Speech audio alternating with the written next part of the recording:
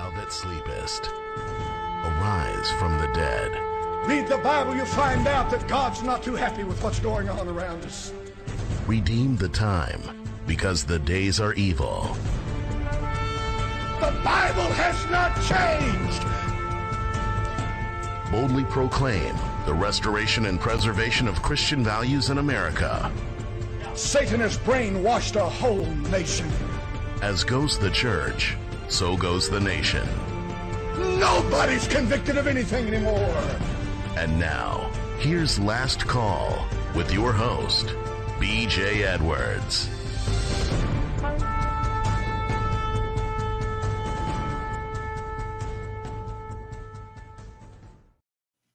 And we are encoding, in position, and at the ready. Good morning, good morning, good morning. You're going to lose an hour. I'm sorry, but you're going to lose an hour. I'll pick it up next year. Yeah, or just refuse to accept it. The natural progress of things is for liberty to yield and government to gain ground. Last Call Radio Live every Saturday morning. By the way, our B.J. Edwards, and this are Mr. Anderson for our new listeners. We've been at this for going on 8 years now? I think it's hard 7 to or believe. 8. Yeah, it's hard to believe. It is. Every Saturday morning. Yep. 10 o'clock. We're here. Yep. B.J. Edwards is a name that means a lot to me. I grew up in a very, very difficult family. My father was, what's the old saying? He was a horrible example. Nobody's totally worthless. You can always be a horrible example. That was my father. Used to beat the dickens daylights out of my mom after he had a little Indian blood in him, come home on Friday evenings. And the trouble had started. My bedroom was above the kitchen where they did all the fighting. And I remember one night, I think I was 8, 9, 10 years old, and a heck of a fight. And then I heard the door slam and the house shake. And I wondered what happened because it got awful quiet. So I snuck downstairs and started to peek around the corner where the piano was in the dining room. And just before I did that, I could hear my mom started singing praises to God. And I'm going, things are probably okay now. So I just, I'll peek around the corner, say hi to her, and go back up to bed. Well, I peeked around the corner, and there she was. She had blood streaming down her forehead, dripping off her nose onto the piano keys where my dad had smacked her. And there she was singing praises to God. Incredible woman. Incredible woman. And I do this show in honor of her. Her maiden name was Bertha Jean Edwards. So when you hear B.J. Edwards, that's who we're talking about. And it's a continual reminder of where I'm coming from. So anyway, that's what we're about. Today on Last Call, Mr. Anderson and I will be helping you to treat your Halloween candy hangover with some elation. Yes. Hope springs eternal, amen, right? Weren't they just yakking away about Virginia and how well things are going? Huh? They were. Yeah. They were. The tide has turned. I looked at our local results. I wasn't too pleased. Yeah, we're going to get into that. Well, speaking of hangovers, we are going to get into a time change. It's just my computer says daylight savings time ends Sunday, November 7th, 2021 at 2 a.m. The clock is set to go back 1 hour at that time. It's nice of my computer to give me the answer. Mm-hmm. We were discussing that earlier. I was seeing different times all over the place. 2 a.m., not midnight, huh? Yeah. 2 hours Christian talk radio with a sting, natural radio. What did they do with all that daylight they saved in the last? Biden's going to spend it. So, yeah. Well, he said something about a dark winter, didn't he? Mm-hmm. Hearing a lot. Are you ready for the winter? Hey, if you want to join us, you can call 614-423-4220. Or if you just want to listen, 641-741-0816. 641-741-0816. Well, BJ, if I can't hear your radio program now, how do I know the telephone number? Use that next. Just hear the replays on Rumble or wherever we have them. We're taking a chance on YouTube today. Should be interesting. The other number is 605-475-0017. And if you're on the list, we'll send you a StreamYard link. And just keep yourself muted unless you want to pipe in. Those listen-only numbers are scrolling at the bottom for a moment. We'll go back to the join the conversation number. Yeah. So you can call and encourage us a little bit. Yep. You know, here locally, Mr. Anderson started to talk about this. We did see some good results, some. And of course, a lot of the same old. Change is threatening to so many people. I use the example of the mechanic. You have a horrible mechanic, but yet you keep taking your car where? Back to that horrible mechanic, right? Because you don't want to go through the change. It's too much trouble. In our area, the good news was that 2 of the 3 candidates we had on our show a couple Saturdays ago did manage to get elected to the Hilliard School Board. Good for them. There was 1 school board member and another locality and a city council member that we may have promise because they got elected, but I don't know. Hard to know. Yeah, it's just politics isn't the answer. It just isn't. Well, we live in an amoral and unjust society. How are you going to change that? But we have public servants that we engage because we just don't have the facilities to take care of all the numbers that we have now. And we started with the natural family. We started with the man, the woman, and then the patriarchy and the grandfathers and the grandmothers. And then as those families started to grow, then you have to do something to manage them, right? So you have villages, and then you have counties, and then you have states, then you have the national government. And as those numbers grow, you have to have a central located function that's going to assure order. now they want a global government. Yeah. Yeah. Global currency. You know, in my local school district, they continue to put maxi-coms in there. That's Marxist and communist. I'm not going to use the progressives and liberals. Maxi-coms is what we're going to use because that's exactly what we're talking about. Words mean things. Which means in my public school, the one I pay several $1,000s for, I still won't be able to get into the school board meeting because I have to break a commandment or two to do so. Now, folks are out there celebrating the Virginia victory, or what seems to be a victory. We'll see. That is still a blue state, folks. And every time somebody tries to do a conservative act, the maxi-coms raise all kinds of heaven. You know what bothers me the most about the election, and what really bothers me, and what really doesn't make any sense, is the incredible number of tax increases that voters voted on themselves. I am absolutely amazed. Yeah, me too. That's one of the big disappointments. I'm just scratching my head and going, don't you understand what you're doing there? Money, folks, is the power to make decisions. The more money you have, the more decisions you can make. And the more money you give away, the less decisions you can make. And when you give it away to authorities who work against your Christian values, what have you done? I mean, what are you doing? Parks preservation. Boy, Yeah. That sounds like a good idea. Yeah, it does, doesn't it? Oh, it sounds, yeah, I like parks. I like Yep. to go to the parks.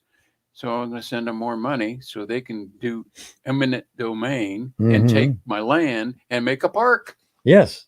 That's what they're going to do. You're such a good person, Mr. Anderson. I'll just give them my house and Yeah. they can keep chickens in there. Yep. Well, as we enter this post-election week, I hope you are understanding and appreciate the results nationally and in your own neighborhood. As I sat down to pray Tuesday morning for those candidates and issues that I was supporting, it was made clear to me that if I was expecting good things to happen, that we, the people, should have done our work beforehand. God bless the Jeff Kleins of the world, and intend to stay on top of the neighbors this time. But I was afraid that wasn't going to happen. And this can't just be a few good citizens, folks, or for that matter, just being a good candidate. Although I continue to pray, I did so with a new perspective. Those good men and women that I supported might not, or not likely to get elected because we, the people, at least God's people, are just reluctant to do the right thing and not really ready for work and the efforts to change. Unlike our Energizer Bunny opponents, the Maxicons, if we were ready for change, that means that we must get off our dust, away from the TV, dinner table, and go out into the world. Was that happening in my community? Not a whole lot of it, folks.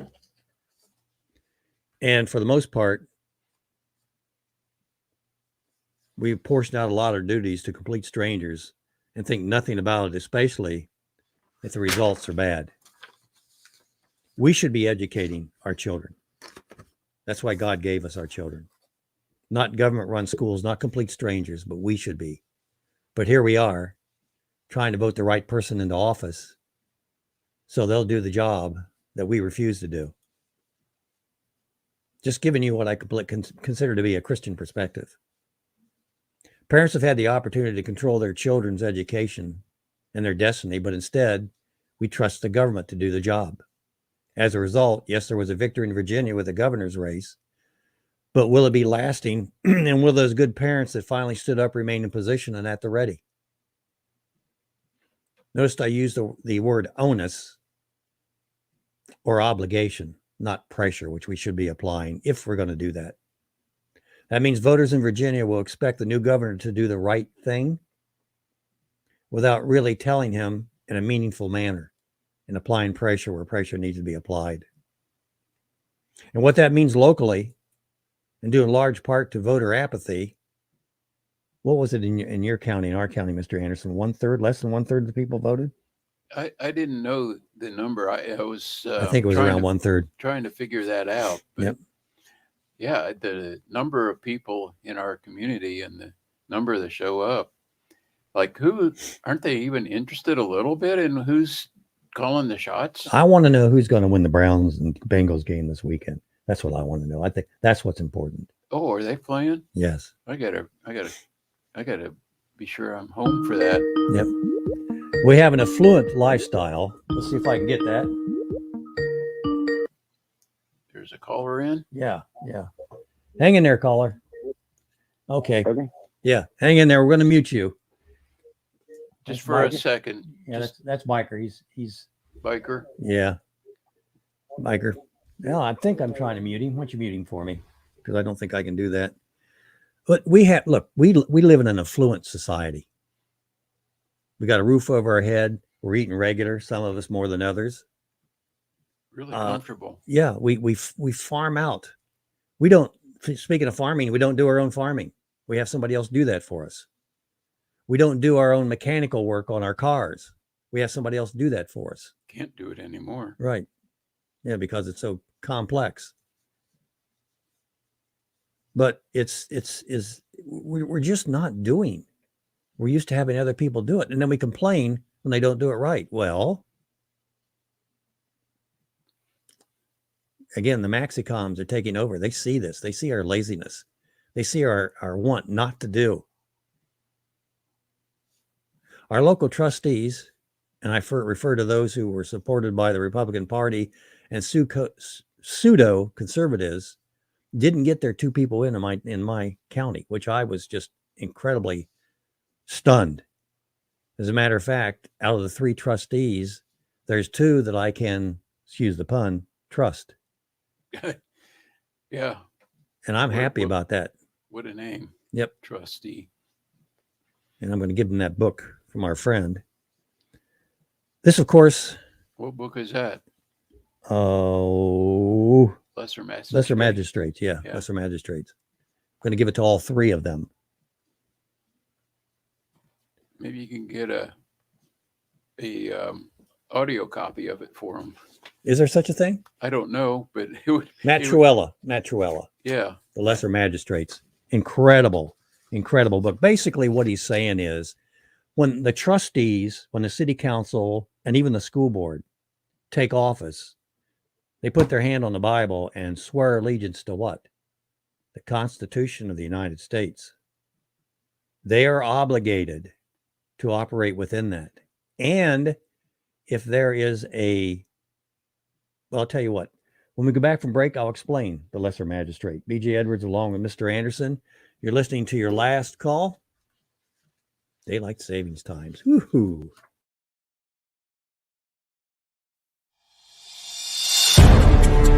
Last call with BJ Edwards. Real talk about real life.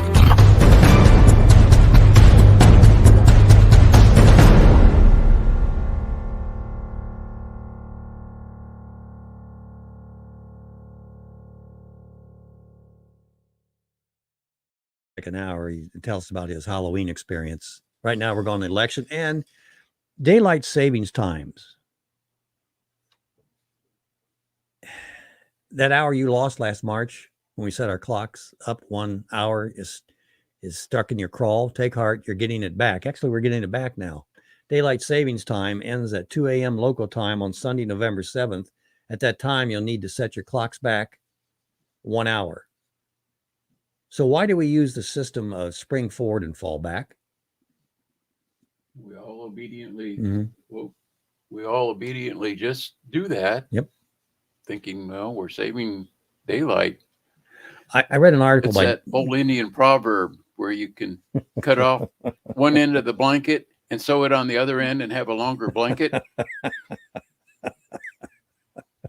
Okay, Mr. Anderson, you're up and awake this morning. That's good.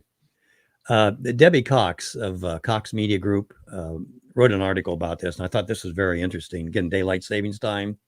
Yeah, I'm interested. Yep. We can blame New Zealand entomologist George Hudson for daylight savings time, according to her. He wanted extra hours after work to go bug hunting. Hunting? Yeah, according to the National Geographic. So he came up with the idea of just moving the hands on the clock. William Willett, who is the great-great-grandfather of the band Coldplay's Chris Martin, arrived at the same idea a few years later and proposed moving the clock forward in the spring and back in the fall in his work, British Summertime. Willett's idea was picked up a few years later by Germans who used it during World War I as a way to save on coal use. Other countries would soon follow suit. Most of the idea, it would be a cost-saving measure. President Woodrow Wilson agreed, and daylight savings times was a good idea, and in 1918 signed legislation that would shift the country to the new time system. Didn't he change our money system too? Yes. Why did the U.S. make the change? The idea of setting clocks ahead in the spring was pitched as a way to help farmers with crops and harvesting. In reality, it was retailers who were behind the push for adjusting clocks, looking for another hour of shopping time in the afternoon and evenings. While most of the country and about 40% of the world use daylight savings time, there are some exceptions. 2 states, Arizona and Hawaii. Oh, okay. And several territories don't fall back and spring forward with DST. Arizona has not observed daylight saving time since 1967 when they filed for an exemption under the DST exemption statute. We have to look that up, Mr. Anderson. It really, I am off. My metabolism is off during daylight savings times. And you can't refuse, Mr. Anderson, to say it exists. Will we keep it? It's likely that most U.S. states will continue to practice changing the clock twice a year, at least for a while. Through a growing number of state legislators have discussed ending the practice.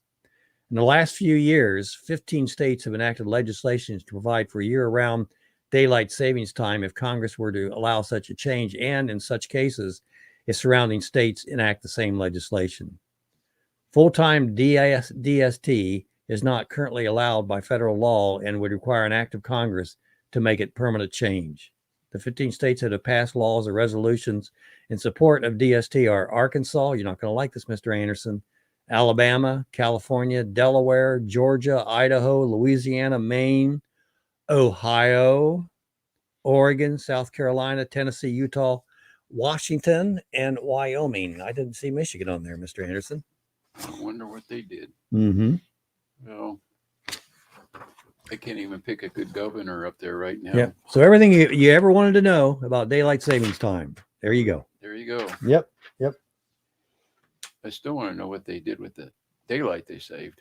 Mm-hmm. I heard that. I know one thing, this time of year, and even under daylight savings time, if that's what we're at, it gets dark pretty early. I'm ready to go to bed at 7 o'clock. Yeah. Just because the sun's gone. Yep. And I don't like burning candles all night. Hmm. And can you imagine 5:30? Dark. 5:30 in the evening. Joe Biden was elected president He was? of the United States. Or was he chosen? Well, Joe Biden considers himself president of the United States. How about that? How about that? And people are listening to him. Okay. Here's his popularity thing from our friends at Babylon Bee. Okay. Joe Biden's approval rating is not good. Sad. In fact, here's a list of things that have a higher approval rating than Joe Biden. Candy corn. Even these tasteless cones of wax fare better in the polls than Sleepy Joe. Prostate exams. Uncomfortable, but at least they don't last 4 years. The restrooms at Walmart. Unsanitary, but at least they've never tried to sniff our hair. The decision to cancel Firefly. Next time Joe Biden wants to stab us in the back, he should have the guts to do it to our face. I'm a leaf on the wind. DMV employees. Hey, at least they know where they are. Pearl Harbor. The Ben Affleck movie. We don't know how this one beat Joe Biden, but it did. Pearl Harbor. The actual attack on Pearl Harbor. At least it eventually led to the fall of Hitler. Andrew Cuomo's steamy romance novel? Eesh. Biden's poll numbers must be really awful. The guy in your neighborhood who hands out toothbrushes on Halloween. Everyone has that guy, but hey, at least he's not trying to ruin your life. Long John Silver's. Something's fishy about this place, but at least you can avoid it. Todd. Good one, Todd. Sorry. Gas station sushi. Will only make you sick one time, and you'll have a great story to tell. Installing a car seat on a 120-degree day in Phoenix, pulled higher than Joe Biden. Wuhan's world-famous bad soup. The taste isn't so bad, it's the consistency. The one true president, Donald Trump. USA! USA! Well, that's our list. Now we want to hear from you. What do you like better than Joe Biden? Let us know in the comment section below, which will likely be the longest comment section ever. I heard that. So what do you like better than Joe Biden? What don't I like better than Joe Biden? I guess There would be you the go. question. That's a good question. Yeah. My senators, probably. Our senators, both worthless.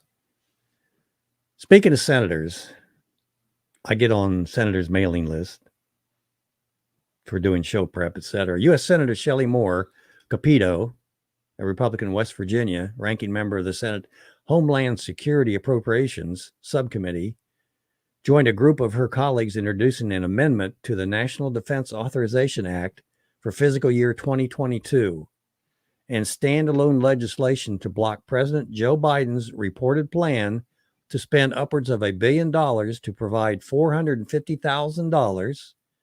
That's $450,000, 450,000 per person in taxpayer money for settlements for illegal immigrants. We have some liberal friends that didn't even know about this. Still don't know about it.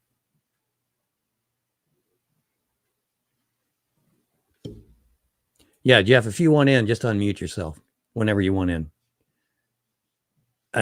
Under any circumstances regarding illegal immigrants with cash handouts is unacceptable. let alone in President Biden's inflationary economy when millions of Americans are struggling to make ends meet. Senator Capito said, we're already seeing the Biden administration create a border crisis by holding construction of the border wall, ending the effective remain in Mexico policy, and reversing key asylum restrictions. This mind-boggling new proposal of paying illegal immigrants up to $450,000 each, and another backwards move that will further incentivize, wouldn't it ever? I think I'll denounce my U.S. citizenship and then declare myself an immigrant. I could use that for retirement.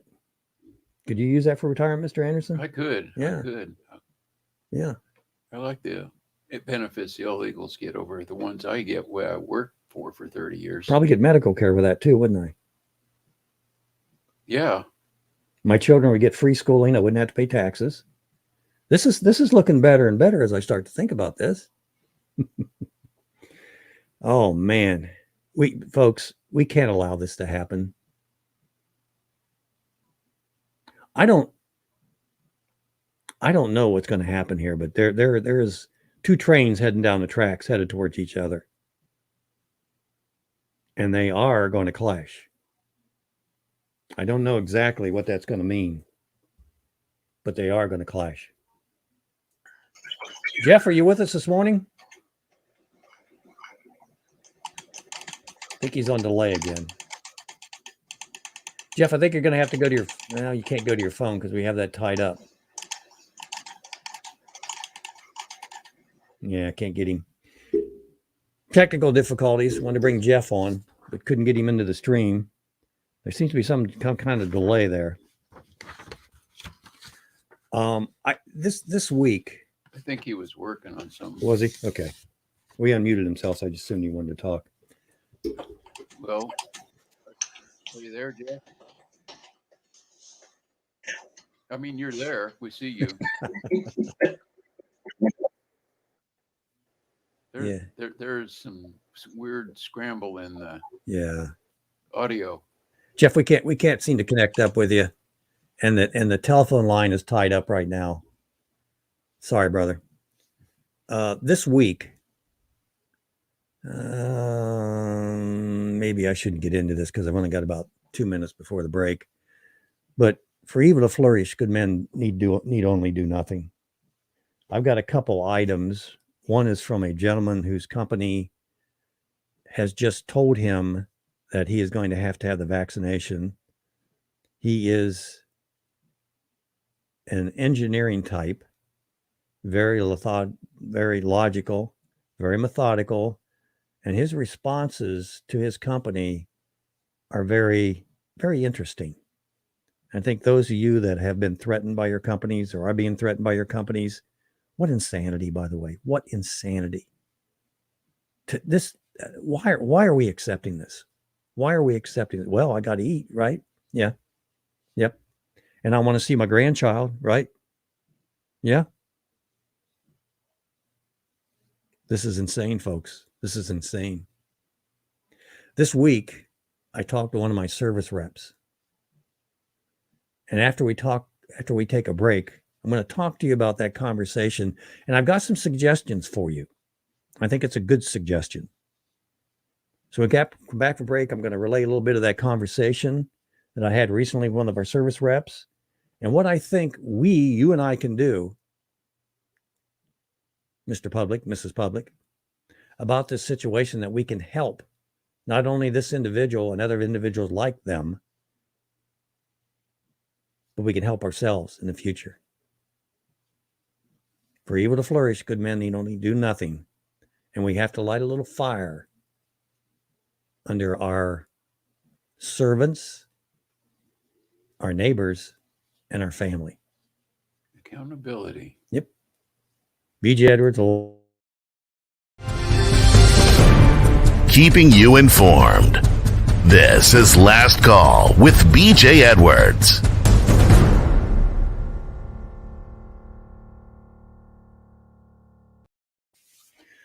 I don't know whether you heard this or not, Mr. Anderson, but this is from our good friends at the Babylon Bee. Evidently, a group of church leaders or one church board has approved baptism boosters. That's right. This is in Tuscaloosa, Alabama. The leadership of the Fourth Baptist Church in Tuscaloosa has just approved baptism boosters for their entire congregation starting at age 5 years old. Elders believe these boosters will be at least 70% effective at saving those who weren't quite saved after their first and second baptisms. We recommend people attend these year's week-long revival and get their boosters, said head pastor Dale Smithers. Sometimes the first baptism just doesn't quite do the trick. And it's always best to be safe. Amen? I don't like to laugh at that. Amen. Yeah. Sources say teens are best protected against eternal damnation if the lake of fire, as they routinely get booster baptisms every year at summer camp. The elderly are most at risk, however, as many of them can barely remember their baptisms, and some of them weren't even baptized by full immersion. We trust we'll have strong attendance for boosters this year, said Smithers. We invite you to attend our services, celebrate the old paths with us, get dunked again, just in case. I think that's a good plan. Better than what I experienced this last Sunday. I went to a church I've never been to. Okay. Oh my goodness. I knew there was a problem when I walked in the door, and over what I would call the sanctuary, the sign said auditorium. Mm-hmm. And I went in there and I sat down, and it was dark, like a movie theater. Little lights all around, big fancy stage. I didn't even know this kind of thing existed in my community.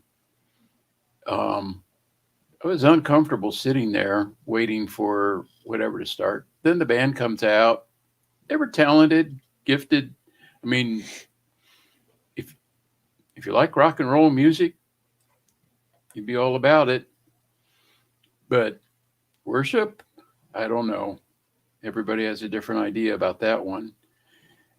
Then the guy comes out. I don't know if he was a pastor or what he was. A young guy, maybe a third my age.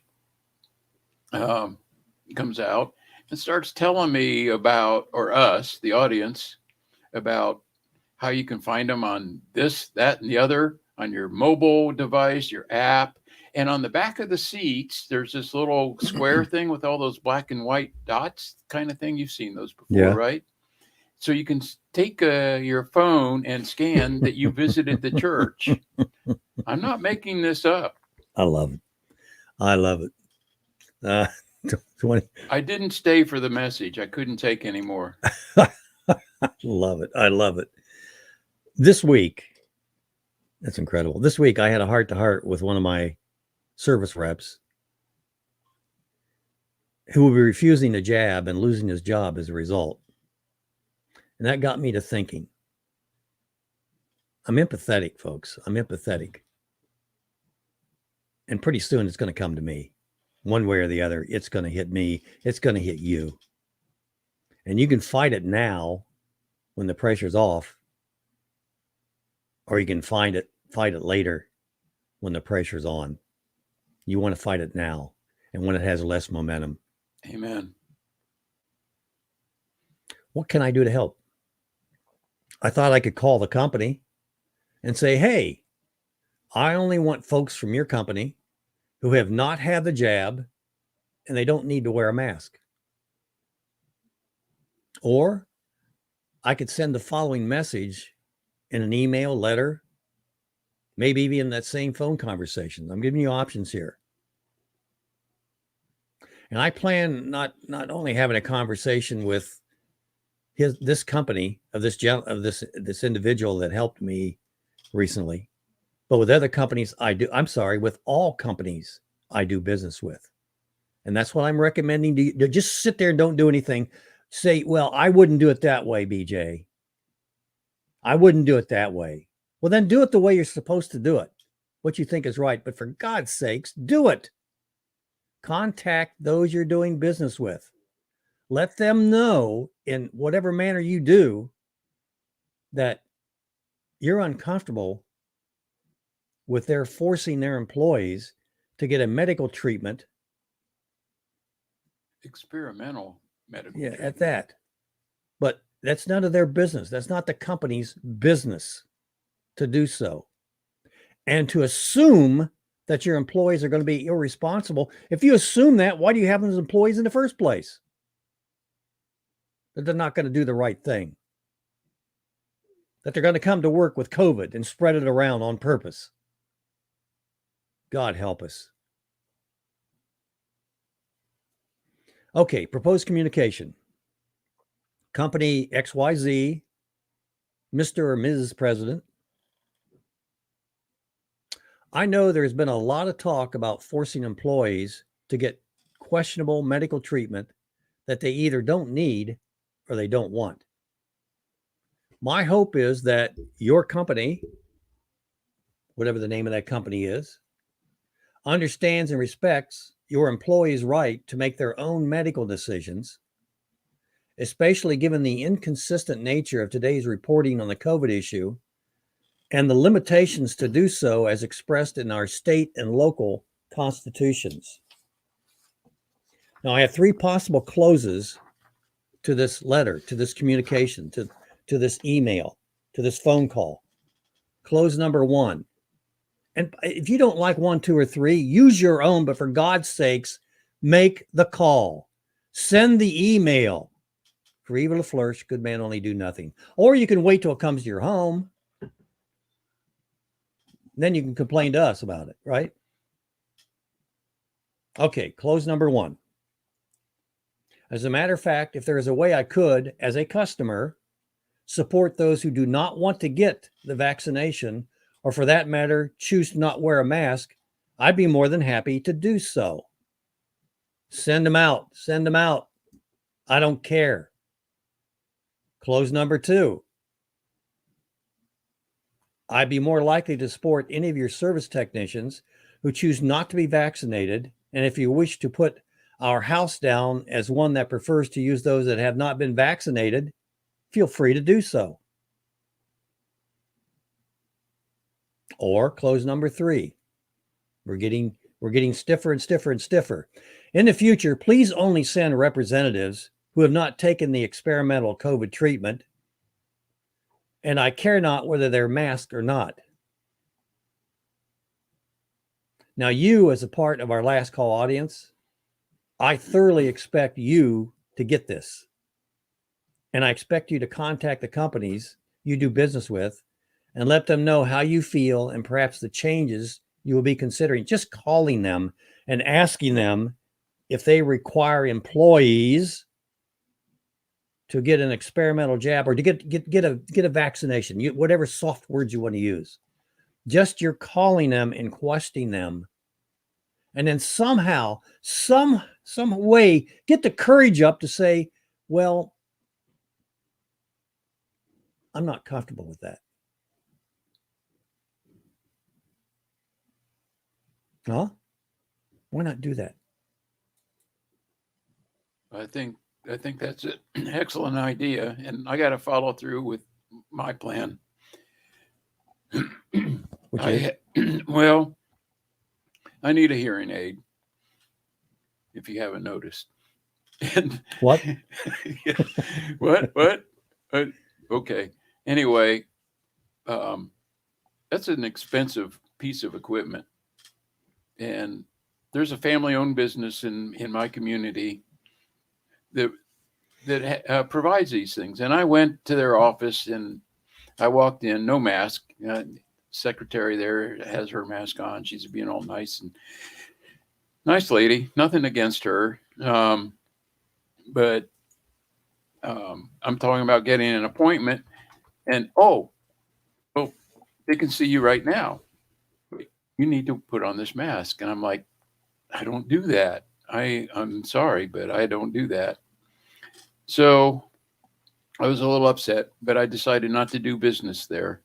So my thought was to go home and write a letter explaining the situation, that my money will go to another community because they want me to do something I'm not comfortable with. So I'm gonna have to compose that letter and see if I can get that done. I would much rather, if I'm gonna wear a mask, I'll go somewhere where you can't get away with it, like Columbus. Yeah. Hey, if you can't do it,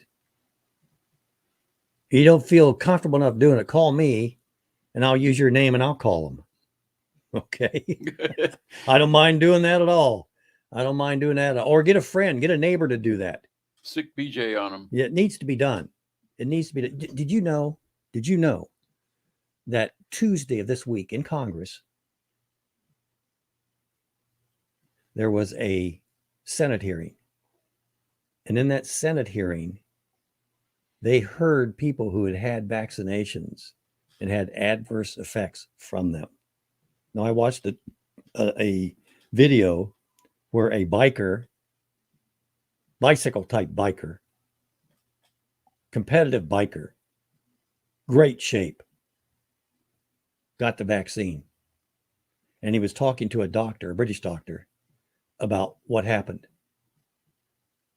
and about how he became a weakling almost overnight because of the shot. And he described the results of having the shot.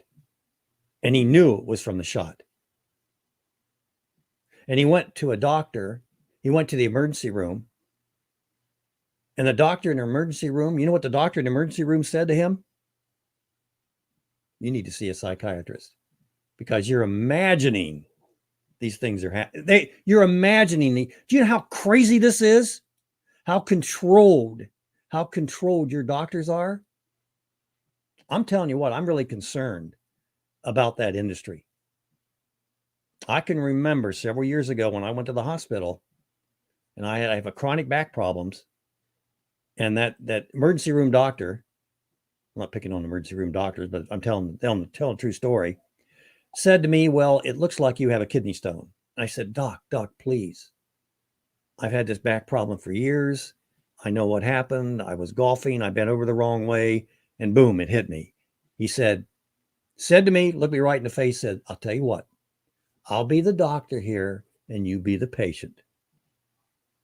3 hours later, after having to lay on a cold slab and taking a very disgusting drink, whatever that was. Oh, yeah, the concoctions. Yeah.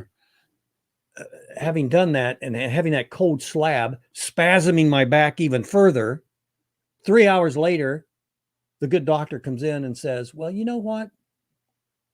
I think you've got a muscular back problem because you don't have kidney stones. I'm going to myself, duh, but he's the doctor, right? And then I can remember somebody talking me into taking some kind of a flu shot. And a week after the flu shot, one hip went out, had to go to the doctor for it, arthritis. Then the other hip went out, and then both my shoulders went out. I've been going to doctors for sleep disorder for over a decade. I still have that sleep disorder. The list goes on. So I'm concerned. And what's happening with this COVID is not doing a whole heck of a lot for my confidence, if you know what I mean. And doctors who are trying to practice the right way are getting fired or let go because they don't follow the quote unquote protocol. And I go to a pharmacist and I talk to the pharmacist. They said, well, if my doctor prescribes ivermectin or hydrochloroquine for me, will you fill it? Well, we can't get the ivermectin. And to get the hydrochloroquine, you have to have a certain diagnosis. Otherwise, we won't give it to you. In other words, if my doctor, you're not a doctor, are you, pharmacist? If my doctor says, this is wrong with me, maybe she's had the same doctor as I have, right? Maybe that's why the pharmacist is doing what she's saying, But if my doctor prescribes something, should I not be able to get that at a pharmacy? Or is it okay if Joe Biden or Anthony Fidgety says that I shouldn't have it, that I don't get it?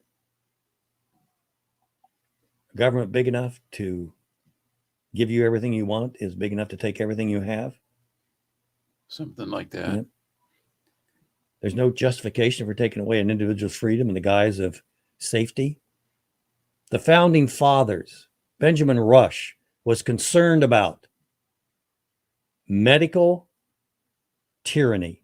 In other words, exactly what we're seeing today. Exactly. Out of fear for your life that is generated by the government, big pharma, state employees have been there for years, White Castle doctors, bingo, we'll close down this nation. Neighbors don't talk to neighbors. Family members don't talk to family members because the government has put a wedge between those individuals. And we are clearly either one side or the other, and it is total polarization. Yeah, Lynn says we're being killed. Good to see you, Luann. And thanks, Mary Ellen. But please do contact, call me, email me. I'll help you write it if you need to do it, but you need to do that and then encourage others to do it.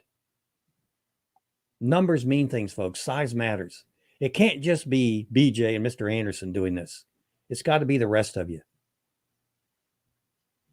And it is time to wake up. It's past time. You're gonna get slapped around if you don't. Well, actually, we are getting slapped around. Oh yeah, I mean, you can see it coming. Yep. Your insurance company won't pay your bill, right? If you haven't, or your rates are going to be raised. Your rates are going to be raised. Oh yeah, you'll be a higher risk, so they'll raise your rates or cancel your insurance completely. And I could see your retirement fund, everything being attached to this fake mandate. Yep. Fake.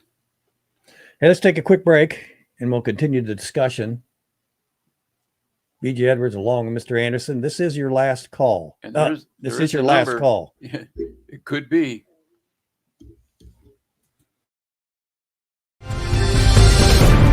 Keeping you informed. This is Last Call with BJ Edwards.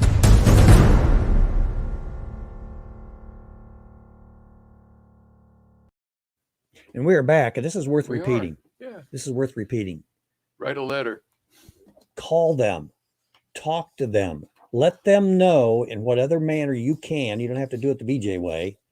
That you're not comfortable with what is going on with their employees. These people have to service you. And if they're being threatened, if they're under pressure, are they going to do a good job for you?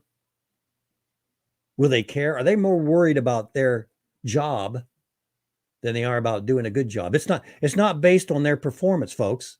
It's not based on their performance. Their keeping their job is not based on performance. It's based on what they're willing to have done to them medically, experimentally. The British Journal is talking about Pfizer and the flaws in the testing that Pfizer's using. The American Medical Association will not report on this, but the Brits are still doing it. And Pfizer is just making a mess of things. They're looking the other way. I mean, they're breaking all the rules so they can get it passed. And nobody's bothering to look under the rug. It's awful. It is awful what chances we're taking with our medical help. It is awful. What was that news we just got that they're sending vaccines for 5 to 11-year-olds now? In the U.S. government is setting up refrigeration places to store this stuff to force this on your children. No one knows anything about the long-term effects of this stuff. Oh, we will know because there's been an experiment run right now on the populace of the world. And they're not even again, like Tuesday, you didn't even know Tuesday what was happening in the Senate. You did not know. As a matter of fact, when we have our 2-minute warning, be coming up in about 5 minutes, when we have our 2-minute warning, we're going to give one of the testimonies that you didn't hear on ABC, NBC, CBS, or Fox News. Fox, F-A-U-X. Yeah, Fox News. Incredible. Again, Fox for... You know that there's a lot of talk about forcing employees to get questionable medical treatment that they either don't need or don't want. That's what you're going to say to that employer. Or however you say it, let them know that you're concerned about what's happening.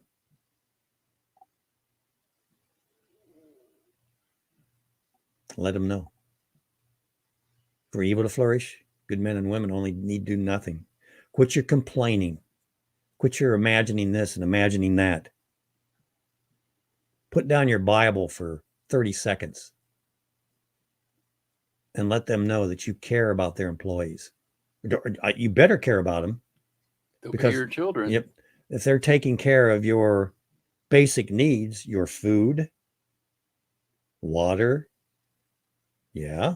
food. They treat your water, right? They treat it.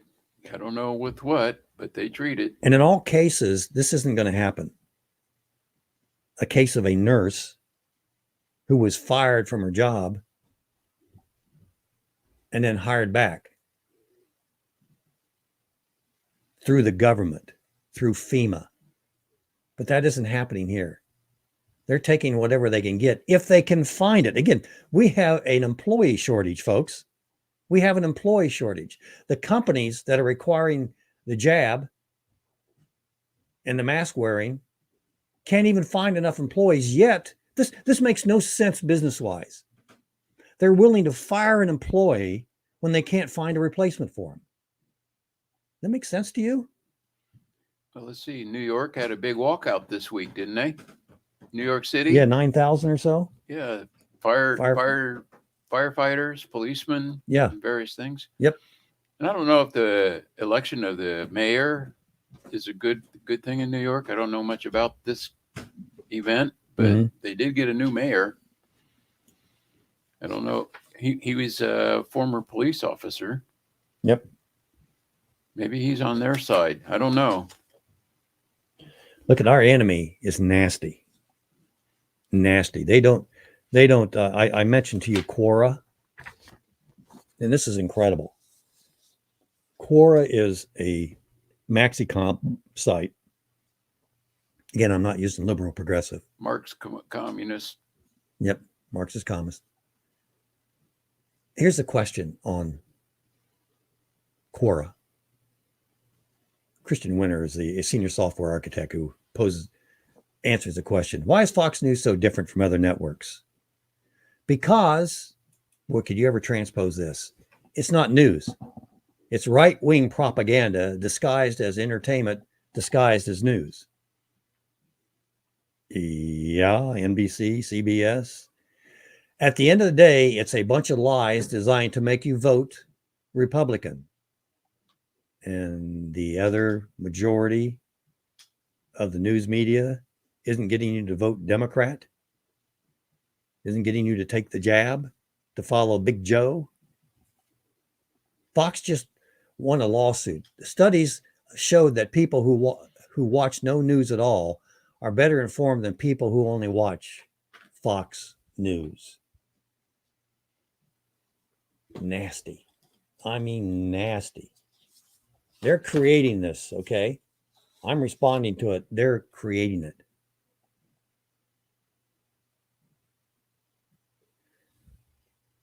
And here's some responses. Fully agree. This is from Elliot. Fully agree. You are presenting an array of alternative truths, lies, that would appeal to fringe groups and uneducated people. You know what they're saying about you folks? Huh? Uneducated? People believe what suits their prejudices best, he says. Their audience are people remotely connected with the real world and not capable or interested in the researching the truth. One other comment. And finally, most telling, this is from one Paul M. In some countries, Germany, for instance, it's illegal to give misinformation disguised as news. And Angela Merkel doesn't promote the vaccine, which is unproven, experimental. We're talking about Germany and how they don't disguise the news anymore. If you're a news agency, you must make every reasonable effort to ensure the information you give is accurate, or you are legally liable. Freedom of speech doesn't equate to freedom from consequences. Tell that to the pharmaceutical manufacturers. You have to stand behind what you say. I guess Germany has had a bad experience with propaganda disguised as facts. We're now seeing what happens in a democracy where there is no longer a reliable source of information, and many voters are making decisions based on misinformation, and many voters are making decisions based on that misinformation. One more question, I'll let Mr. Anderson get to that 2-minute warning. Do Republicans really want COVID to kill off Americans so they can hold it against Biden? That's a question being posed by Quora. Here's one, and I'll leave you with this. Has anyone found a correlation between voluntary COVID vaccine avoidance and intelligence? Stupid. Has anyone found a correlation between voluntary COVID vaccine avoidance and intelligence?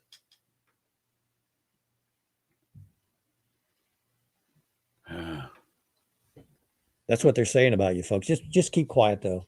Just keep quiet. The pendulum will swing back, right? Don't worry about it. You better worry about it. Radical, crazy people. What's the matter with you not taking the vaccine? Don't you trust Bill Gates? Come on. Yep. He's a good guy. He wants to vaccinate everybody.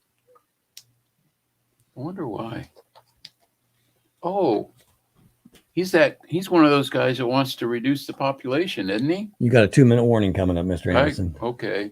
Well, I better do that, huh? Mm-hmm.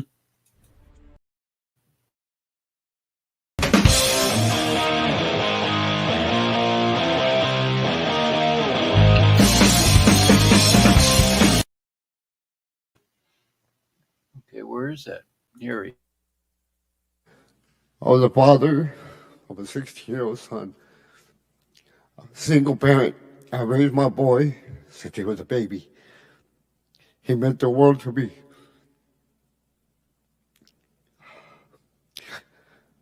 I got the vaccine to protect my son. And after in March, April, they were announcing how it was safe for teenagers. Me and my son have never been apart. We're always together. He was my best friend. I always told him it was me and you against the world. He joined ROTC in high school. He was always full of smiles. Anybody that knew my son would see he was happy. I wasn't rich, but I gave him everything he wanted. We didn't lack for anything.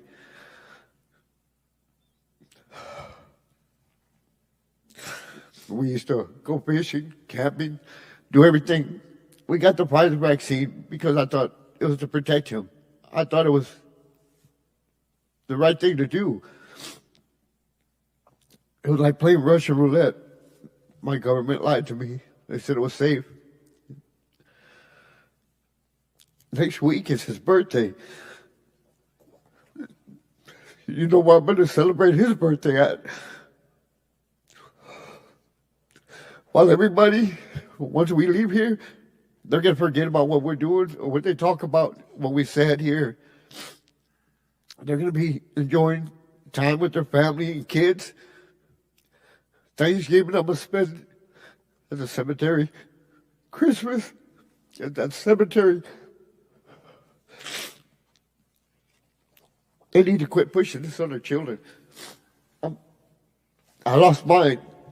Y'all need to protect yours. They're trying to target the 5 to 12-year-olds, we're going to have more deaths in our hands than they planned. And they say it's worth the risk. It wasn't worth the risk.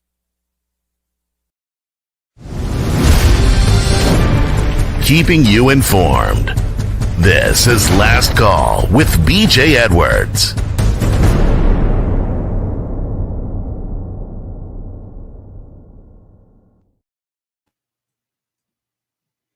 Halloween Hangover. If you would, Mr. Edwards, Mr. Anderson. Mr. Edwards. Yeah. Who am I? Yeah. Luann, hang in there. We're going to go to Bill first, but we also have a video we want to show, I think. Halloween Hangover. How was your Halloween? Were you able to share? We were. The alarm goes off, it's time for school again. Still in your costume, last night you were a hooligan. Giant pile of trash in the middle of the floor. You can't remember much of what you did the night before. You take your clock and throw it cause you're an alarm hater. You fall out of your bed like you're a big sack of potatoes. Mommy wants you to hurry, so you get off the floor and try to brush your teeth. Whoops, that's Neosporin. It's like the feeling that your parents have the day after hosting dinner parties and have too much Chardonnay. For you, it's all the sugar from your Halloween night. Now you know what a hangover feels like. You're just 11 years old, but you have a massive Halloween hangover from the last day of October. It's the worst Monday in school you've ever had. Yeah, it's gonna be okay. We gotta make it through the day. But for now, the whole world wants to go back to bed.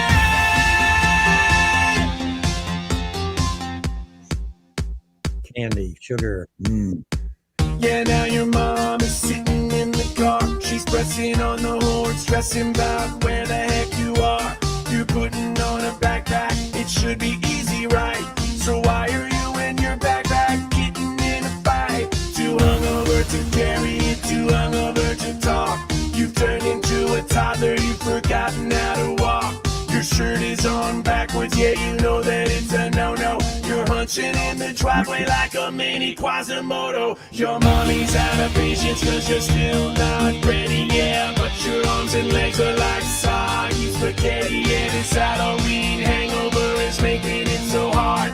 You have to pick him up and kinda shove it in the car. It happens every year, yeah. Every single kid has a Halloween hangover from the last day of October. It's the worst Monday in school you've ever had. I couldn't resist sharing that. Halloween Hangover. Sugar, man. I tell you what, you get too much of that stuff. Goodbye. Goodbye. Goodbye. Yeah. Oh, yeah. 11 years old. You're learning about hangovers. Yeah. Yeah. Hey, we talked last week to Bill. Can we get Bill on? Biker Bill?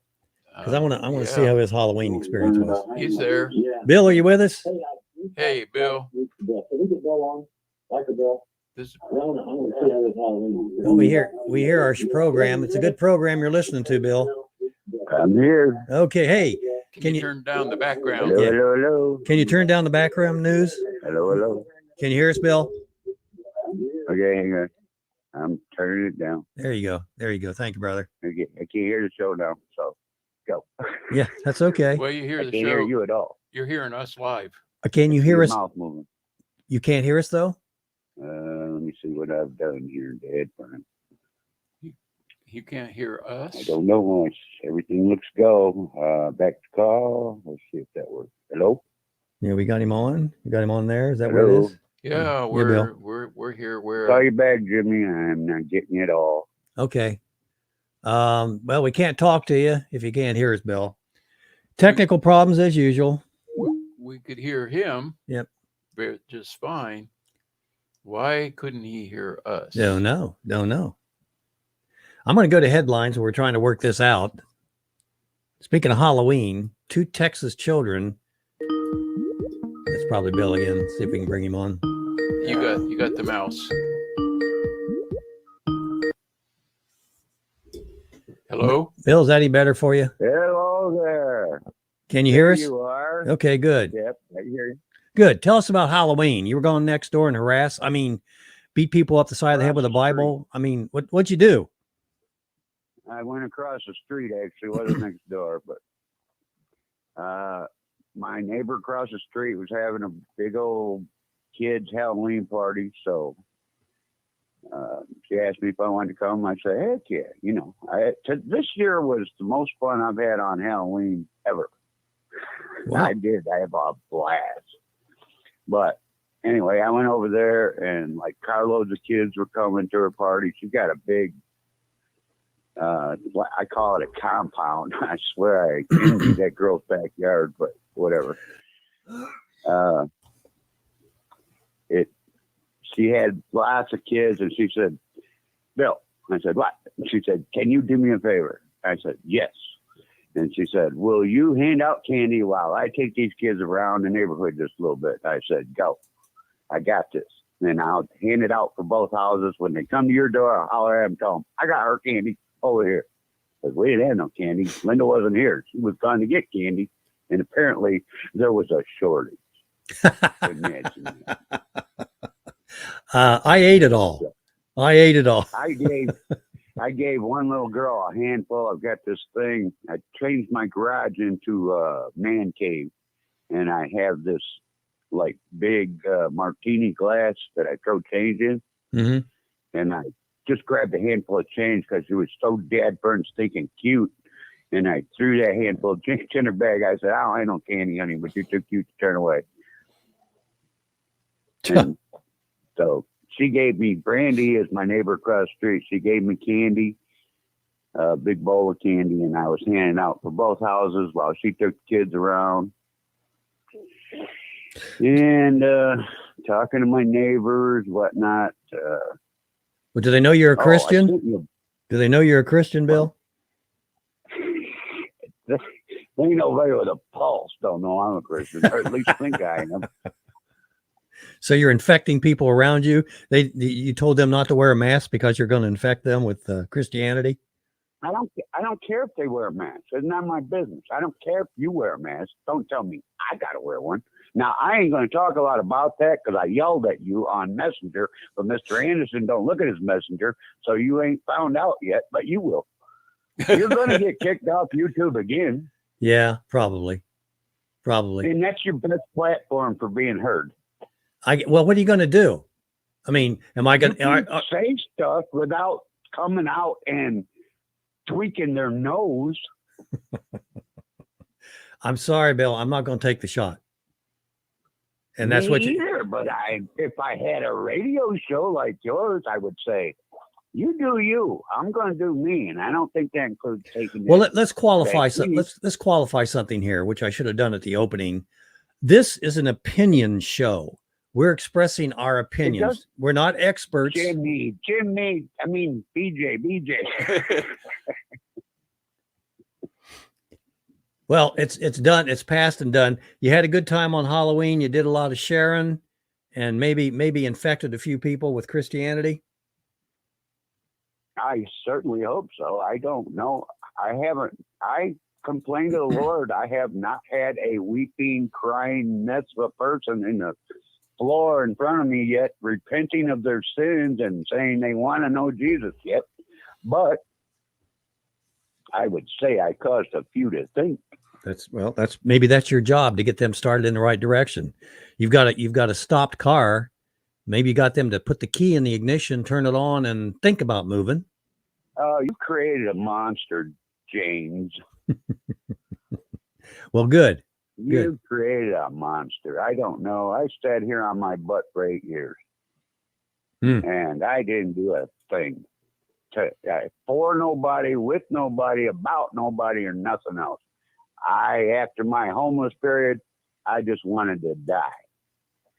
And I just was embarrassed because I dropped the ball or felt like I did, whatever. I still do, but I ain't letting it destroyed me like I was. I don't know exactly what happened on August 1st. I believe I was baptized in the Holy Spirit because I had quit talking to God. I'd go to bed at night and say, I don't have anything else to say. I've said it all. And you're not doing anything with me. You're not using me. You're not doing anything. We're not doing anything. I don't know how any other way to repent. I don't know any other way to, I've been saying I'm a Christian for 25 years, and I'm about to put on Facebook, I'm sorry. I didn't mean to deceive you. Apparently, I don't know God because I don't never hear him talking to me. Well, he opened up a little.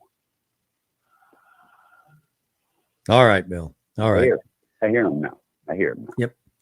We're going to have to let you go. We got some other folks that want to get in.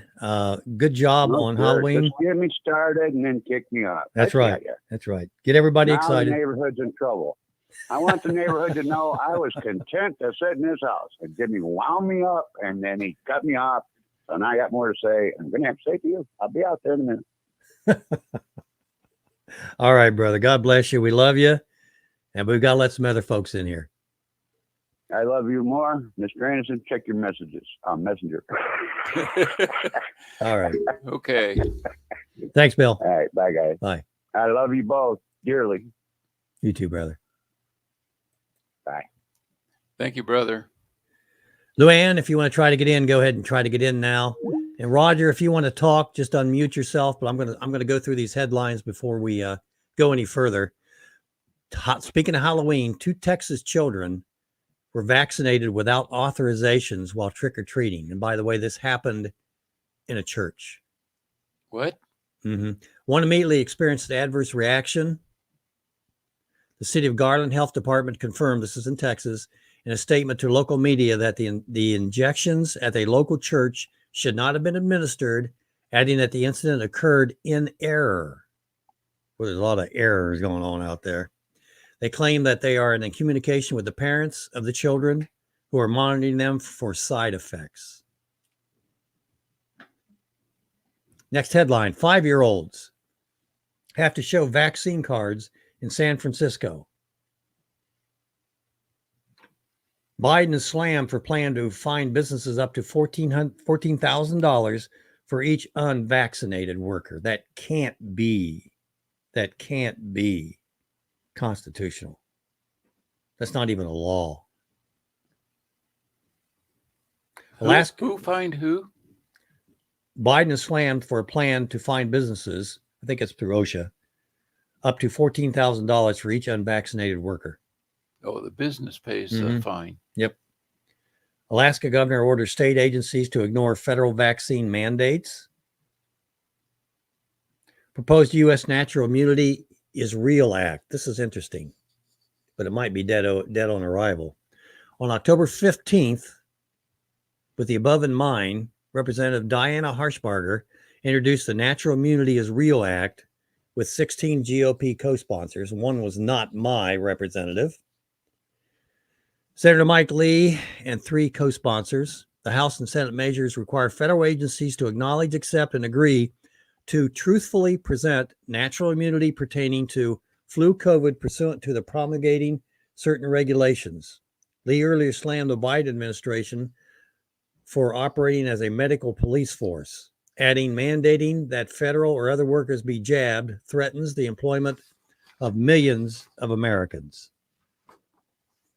Another headline, 9,000 New York workers are now on unpaid leave over vaccination status.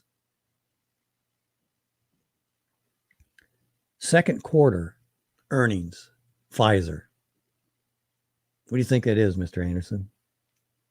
Well, it has to be In in the the billions? billions Yeah. with a B. Yep. Almost 19 billion. This is for a quarter. This is a Not profit, for the year. right? This is Profit, what- yes. Profit. Well, they earn. Yeah, they earn. It's a net. Gross. I'm sorry. It's a gross. But the government's paying for most of this. Remember? No, we are. The It's government true. doesn't have any money, just what they take from us. This is pure evil. Distributing, well, in my opinion, this is pure evil. Disturbing Pfizer ad tells kids they'll get superpowers from COVID jab. There's a video out. China is vehemently urging citizens to stockpile food before winter. Utah, other states, these are headlines, creating digital driver licenses that contain vaccine records.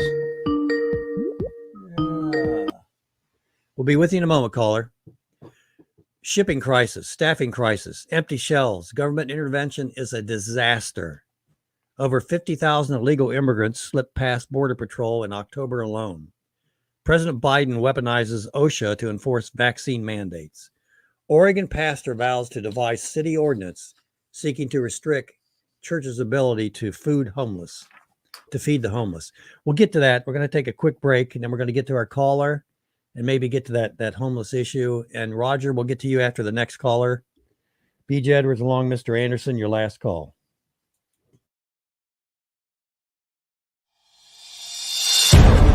Faith, discussion, and so much more. Last Call with BJ Edwards.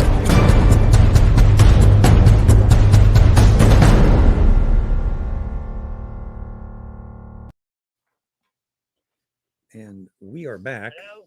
We got a caller on the line. Caller, you're on live. Last call. First name, please. Can you hear me? Yes, we can. Is this Luann? Luann. Hi, Luann. What's on your mind, Luann? Good. I am so. Hey, I have learned something that might get Biden out of office.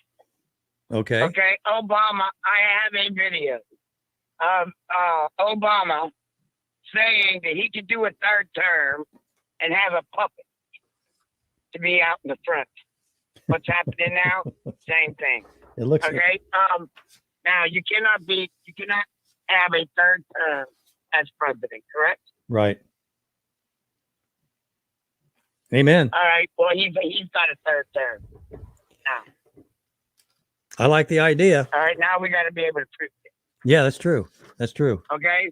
Once we can prove that, they're out of it. And I got the video. It was Dateline. He said it. So it's on national TV too. Okay. Maybe you can call me. Well, actually, you got email, right? Yes.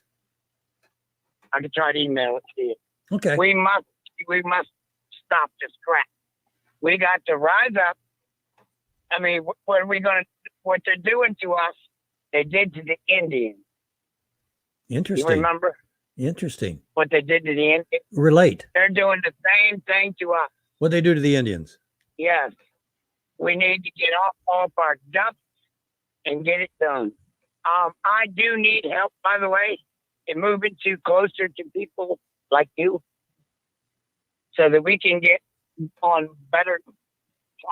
You know what I mean? Yes, local is very important. Local is very important, Luann. I agree with that. With that. Hey, we got another call. Local around here. I was with the Republican. Got it. Luann, thanks for calling in. I was with the Republican Party for this year.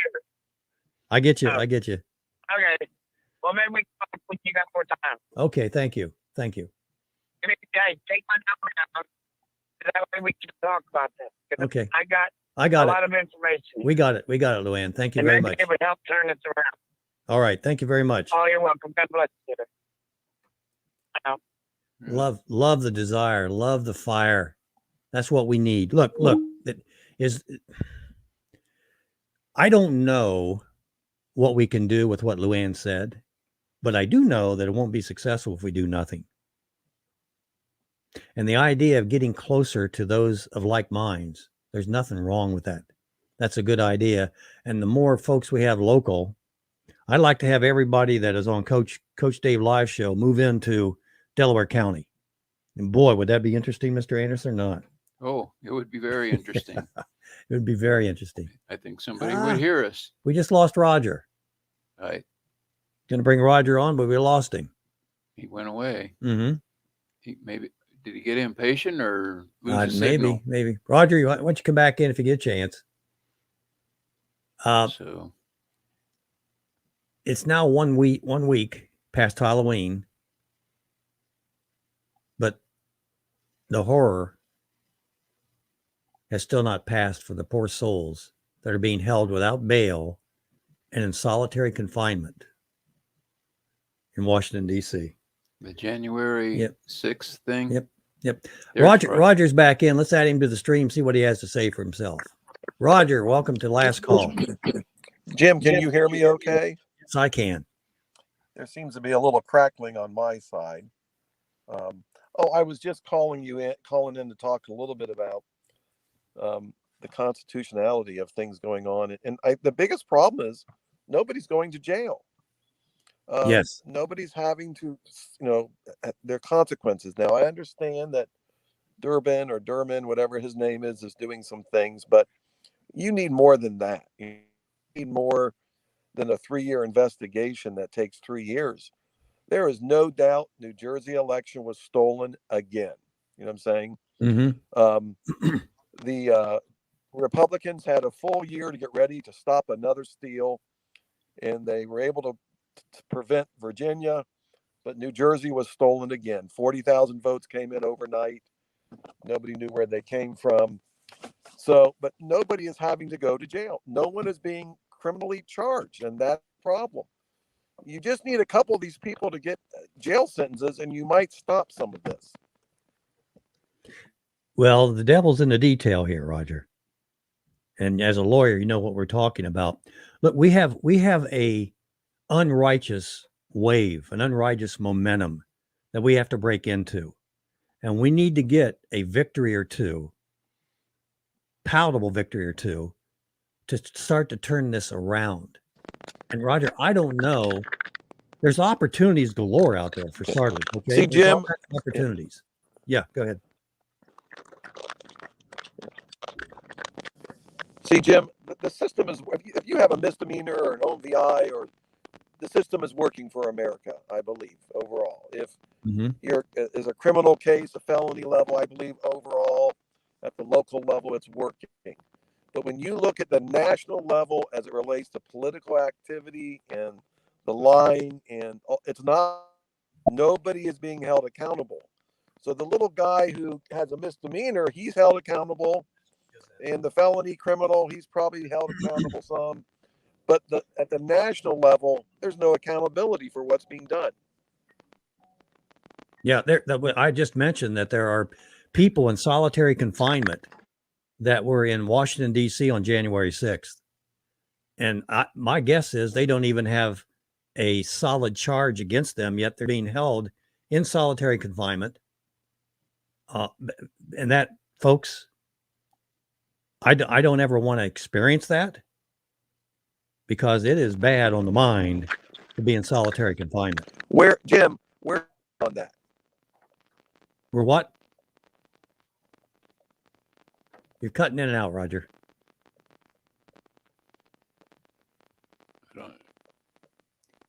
Yeah, He must be a mobile unit. Yeah, probably got a blind spot out there. There's. Don't know where we're getting him back.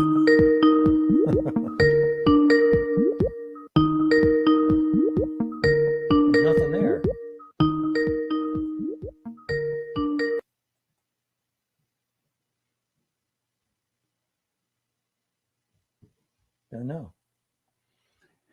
Don't know. We're having fun. Yeah, trying to get everybody in here. People want to talk today, and yep. Well, it's working, but not working. Yep. I'd mentioned the folks that are being institutionalized, if you will. Like I keep saying, America is an amoral and unjust society. We try to scare the bejesus out of every red-blooded American, Christian or not. And speaking of unjust, and according to our involuntary contributor, Governor Mike Huckabee, the prosecution in the Kyle Rittenhouse trial, remember Kyle? Showed up to help. Yeah, but he white. He have a gun with him. Yeah. Has been described by the Legal Insurrections blog as an absolute train wreck. And that's for the prosecution. First, FBI surveillance video contradicted their claim that Rittenhouse chased down his victims. They actually chased him down. Then their own star witness refuted the state's narrative and bolsters Rittenhouse self-defense claim. Now, Daily Caller reported Richard McGinnis was recording the Kenosha riot on a cell phone when Rittenhouse fired the first shots, hitting protester Joseph Rosenbaum, whom McGinnis helped to get to medical aid. Prosecutor Thomas Binger was trying to get McGinnis to testify that Rittenhouse shot Rosenbaum in cold blood, but McGinnis said Rittenhouse was pointing his rifle at the ground when McGinnis lunged at him and tried to grab his weapon. Binger suggested that McGinnis's interpretation of what Rosenblum was trying to do was pure guesswork, trying to discredit the witness, right? Thought police. Yep. But McGinnis said, well, the guy that grabbed the gun said, well, F you, and then reached for the weapon. Jobbing, which was said by another prosecuted witness who been patrolling that night and said he was with Rittenhouse when Rosenblum threatened to kill them both. He claimed Rosenblum had been hyper-aggressive and acting in a violent manner, throwing rocks and setting fires during an earlier altercation. And Rosenberg said, if I catch any of you guys alone tonight, I'm going to effing kill you. You know, the good news here is, at this rate, it appears that the defense might not have to call a witness, as the prosecution and eyewitnesses for their case are making the defense's case. Oh, and for the record, Kyle Rittenhouse's attorneys accused the prosecution of colluding with a police detective to hide possible exculpatory video evidence from the defense. Could it be that these two are likely the real folks that should be on trial today instead of young Kyle?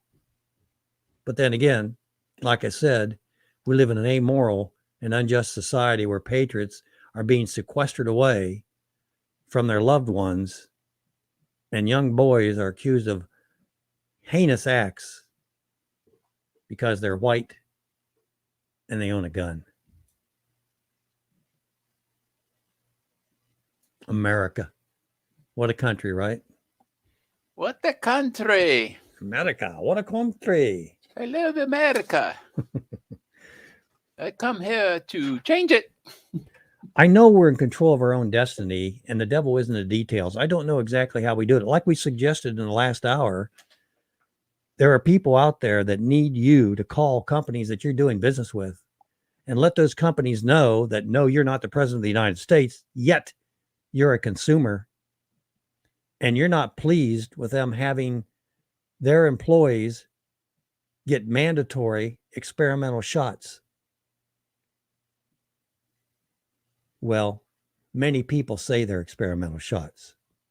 Those giving them, those selling them, and those helping them selling them are saying that they're not experimental shots, that they've been proven. Well, but they can prove it's a shot. They just can't prove what it does. That's true. That's true. Well, you have to do something. You have to do something. I guess what Luann was talking about is China moved into India and built a village there. That's interesting. India? Mm-hmm. Interesting. Oh, now I know what Indians she was talking about. Yep. Very interesting. Very interesting. Well, I want to get into the vaccination issue and the gentleman, the technician, and what he said to his company when they threatened to fire him. And this is for information that those of you who are being threatened now might want to use. So when we come back from break, we're going to get into our gentleman who is talking to his company about why he's not inclined to get the vax and how the company is going to have to prove to him legally and medically that he should be getting the jab. But like Luann says, we must fight back.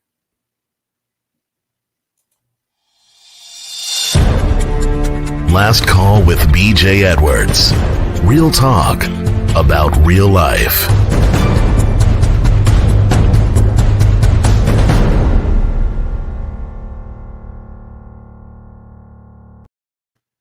real life. Yeah. You got one, a man who is asking for evidence of proof Yep. that he should do what they say. Yep.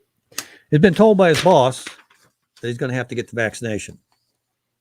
So he responds, if I need to get vaccinated, here's some questions so that I can determine what I'm going to do in response to being threatened with termination. Should I stand on my Fourth Amendment right to privacy and not provide private medical information or submit to testify against myself? Listen to this, testify against myself by getting tested weekly, violating my Fifth Amendment rights. Question number 1, yes or no? Do I right now, as you read this letter, have a free choice to keep my private medical status regarding vaccination private? Then he goes on, I love this. Please ask legal and provide to me in writing their exact justification by citing laws and judicial rulings. If the answer is no,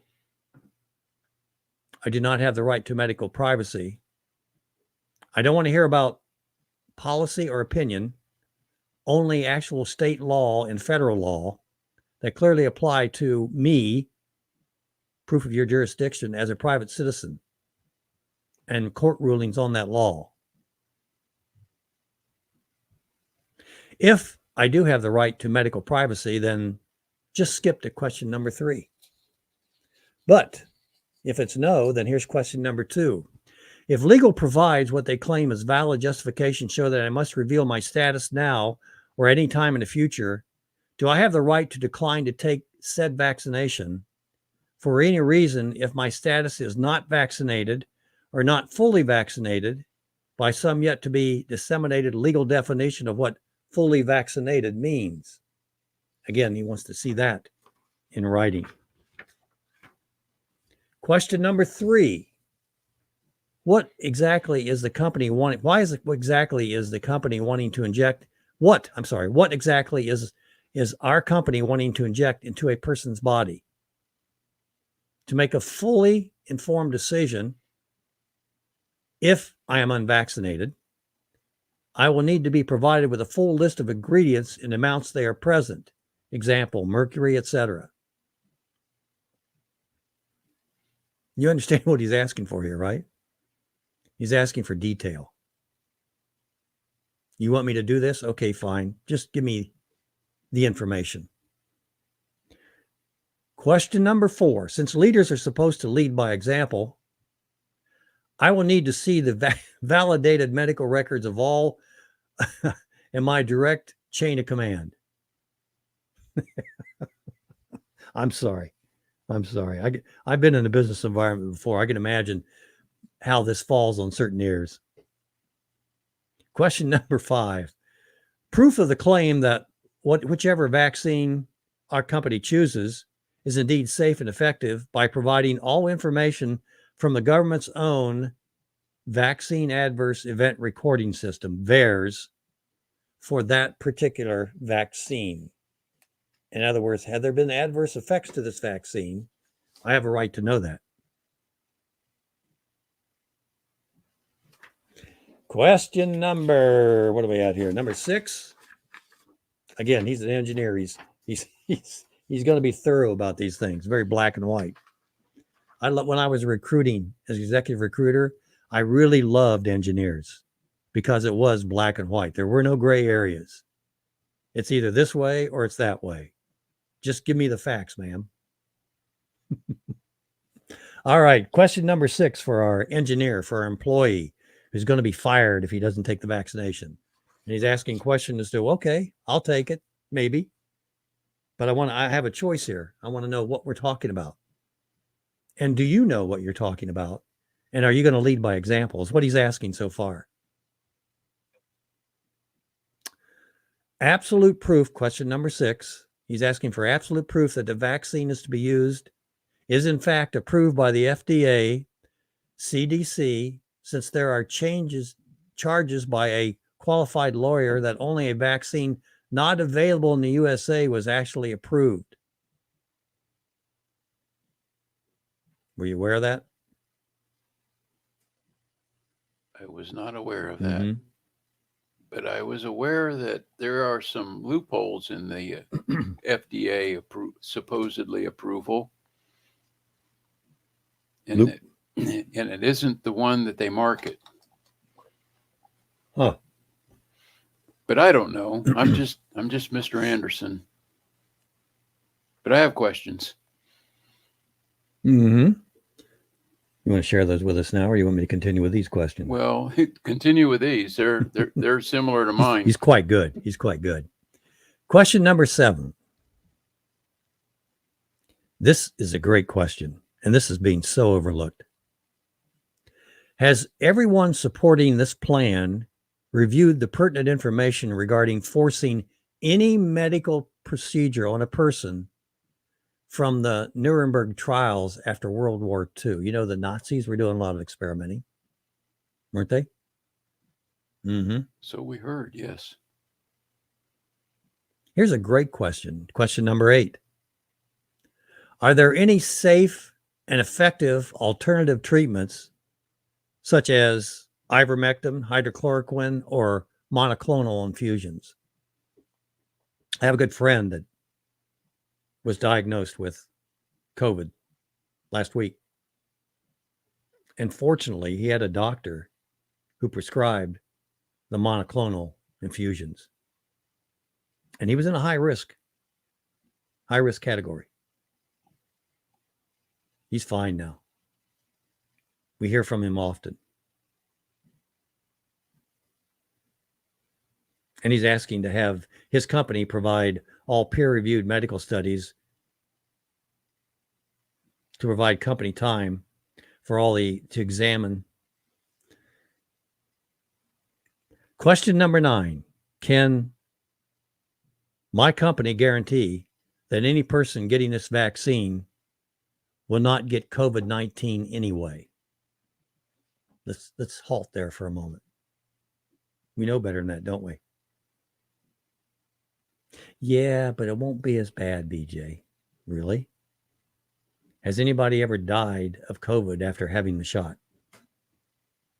Check them VAERS reports, folks. Check the testimony Tuesday. We just played a gentleman whose son passed away after having the shot, whether he had COVID or not, after getting the shot.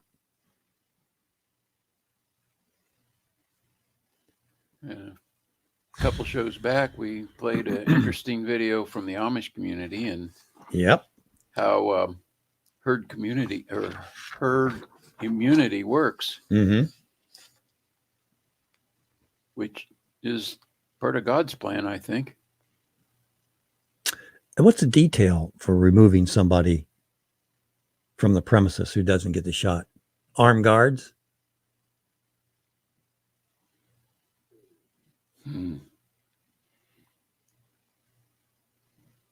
And will the sheriff, there was a local sheriff that said he wouldn't enforce. So maybe you can't get the sheriff to do it. Question number 10. Why are the vaccinated that took a safe and effective vaccine so concerned about the unvaccinated? Boy, what a question. And we've been asking that. Why are they so concerned? Why do they want you to wear a mask? Why do they still wear a mask?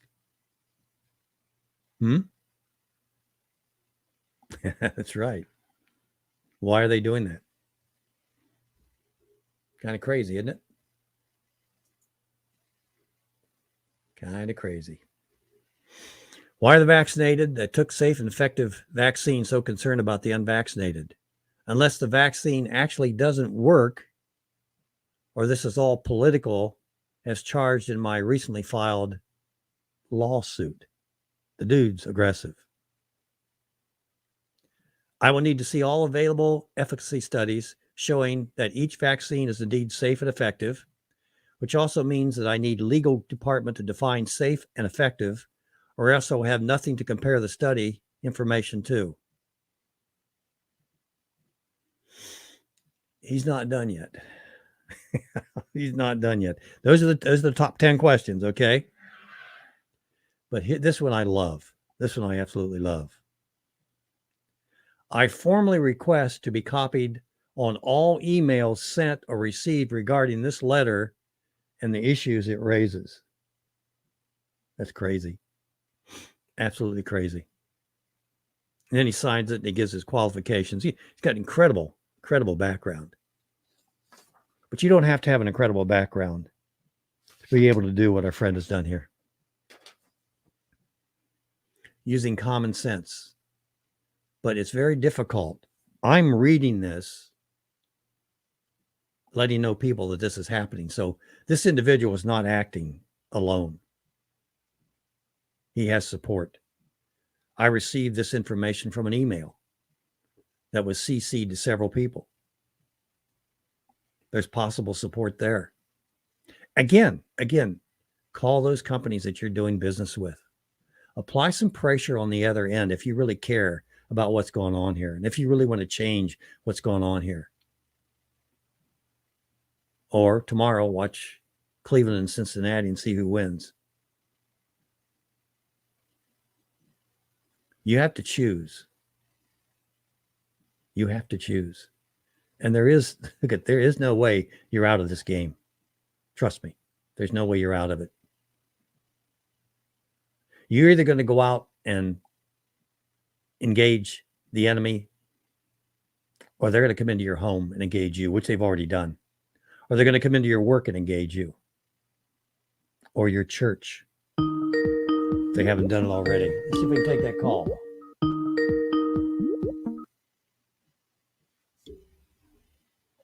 Caller, can you hear me okay? Yeah, I was trying to find a talk show where I could call in. Did I find one? I think you did. How you doing? This is Jeff. BJ Edwards. I heard you. I wonder how you got to BJ Edwards. Yep. That was good this morning. That's an honor of my mother, brother. And it reminds me continually. She was quite a lady. And the reason I'm where I am today has a lot to do with her and her I'll call it sainthood, but she was just incredible.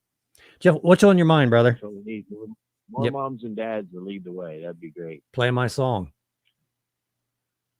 Hey, I just wanted to let you guys know we are doing the Freedom Rally on the Square next Sunday on what'd that date be? The 14th here in Mount Vernon on the public square. That's where you're supposed to go for your outcries, on the public square. Mm-hmm. So we are doing a Freedom Rally, and the subtitle of it is "We Will Not Bow." We've got, it looks like I'm probably going to have about 3 or 4 pastors. Probably, we're saying. I'm not 100% sure, but we are having Pastor Neil J. Peterson running for the Ohio governor. Yeah, I need to get him on our show. That boy's fire. I need to get him on our show. What's that? I need to get him on our show. You do. And if people want to find out a little bit about him, you can go to his website, neeljpeterson.com. And he's got a little video on there, 15 minutes long or something. But the whole video is about the Black Robe Regiment and the pastors taking off the robes and leading the people out. It is really good. Boy, Jeff, this could be so much different if the pulpit, especially in a mega church, if the pulpit would speak out to the issues of the day. This could, I truly believe that this could we can still do this. This still could be turned around overnight if those church leaders were to really do their job. Now, personally, I don't think we should have ever put them in the position they're in. Okay. I don't think that the authority they have belongs to the fathers in the family, the parents in the family, or the patriarchs. But we are where we are. So we have to deal with what we have to deal with. But it could be such a different game if they got in it, if they just took the gloves off and jumped in. Yeah, and quit, because all they do now is just basically wipe people's noses. They're babysitters. It's all it is. But this Neil Peterson, he came to the Stockton County Square 2 weeks ago, and we did one down there. And I'm telling you, his 30 minutes, you would have swore you were in a fire and brimstone church. His political speech isn't political. It's all faith-based. It's all Christian, scripture, everything. You know what I mean? Yep. He's fiery. I told some people, I said, "Do you think Pastor Bill's got some fire? You got to hear this dude." Oh my So goodness. we'll have Pastor Bill on the square. We'll have Neil J. Peterson. We're going to have Coach Dave Dobbin. Our coach will unleash it a little bit. And I've got two pastors here in town. One of them is Pastor, what's his name? Pastor Matt Schwartz. He's the one that is the president of the school board at East Knox. He's the one that we have teamed up with. Good man. Good man. He's tired of this stuff that's going on. As a matter of fact, the day before our rally on the square, this just timed out perfect. We didn't plan it together. He's doing a fasting on Saturday, next Saturday, all-day fast.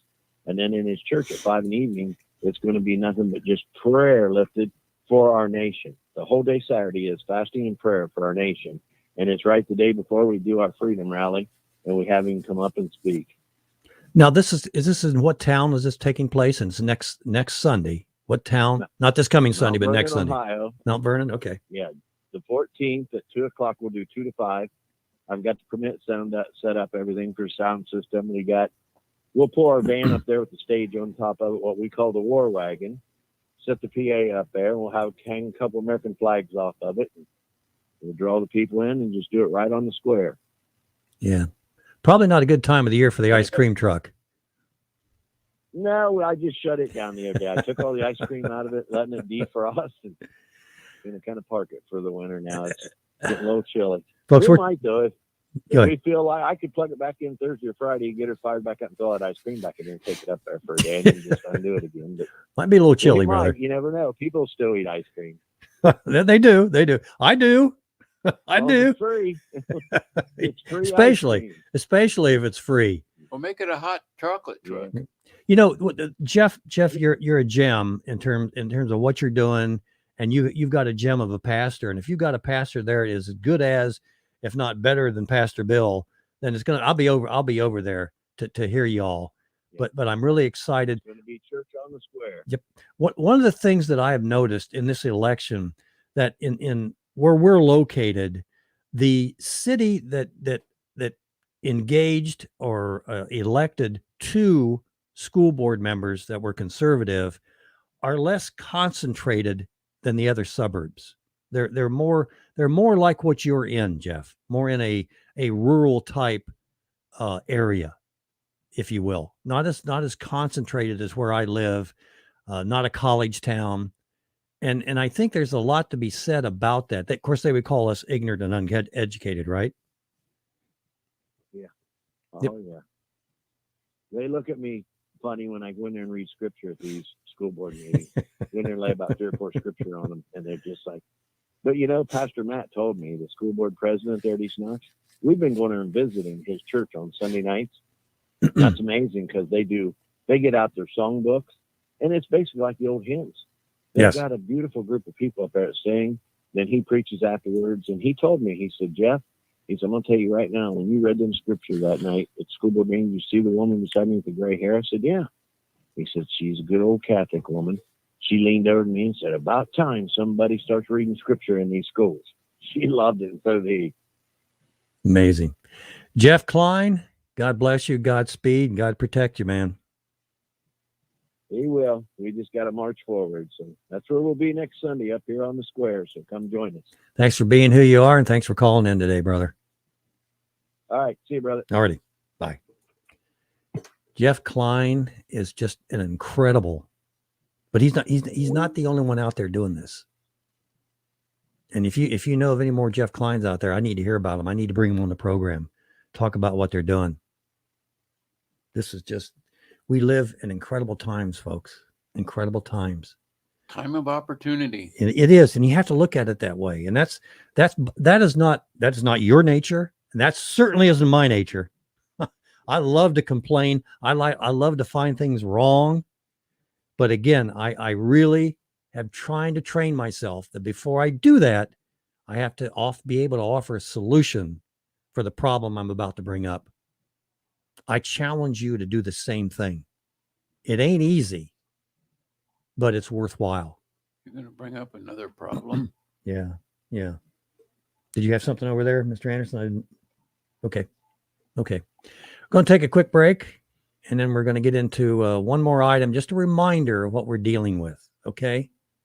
False hope is worse than no hope at all. B.J. Edwards along with Grant. Keeping you informed. This is Last Call with B.J. Edwards. I don't think so, Tim. I don't think so, Tim. I don't think so, Tim. I don't think so, Tim.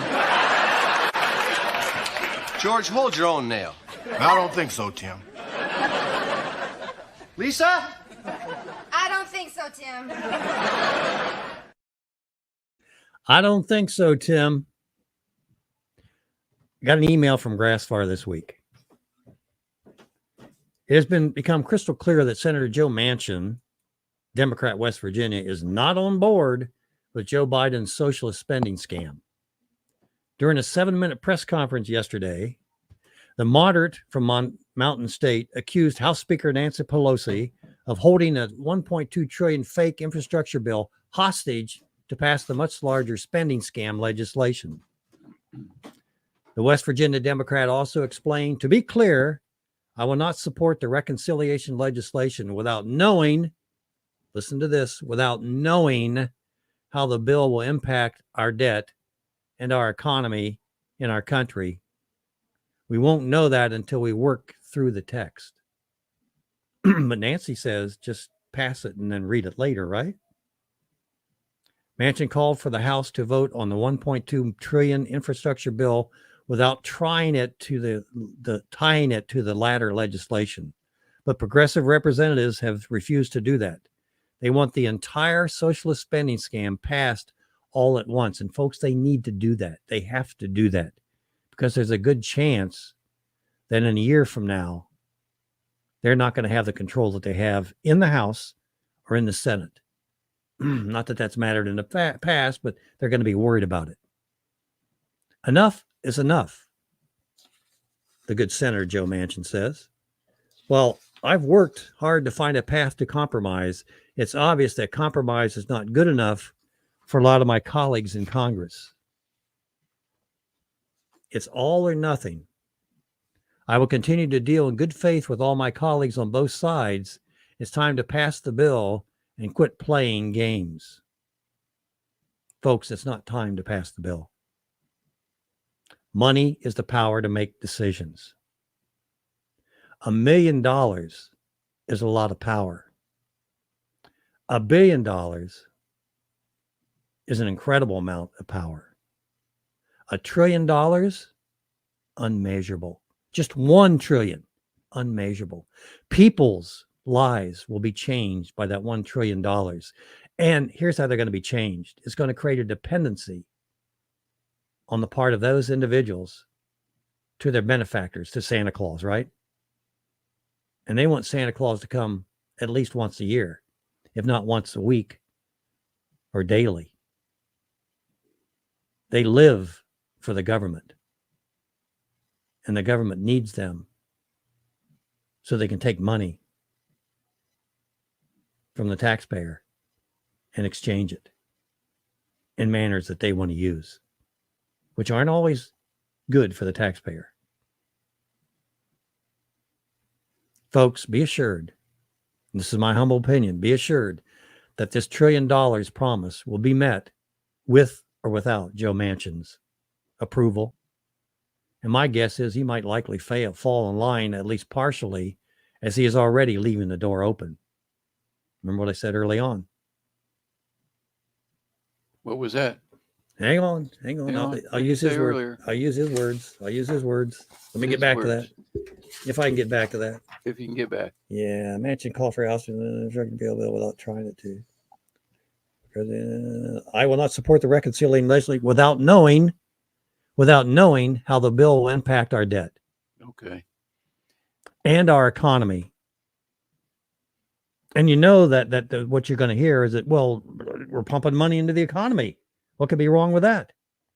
We're reducing unemployment. We're increasing the amount that people are being paid. Yeah. Money that nobody has, it doesn't exist.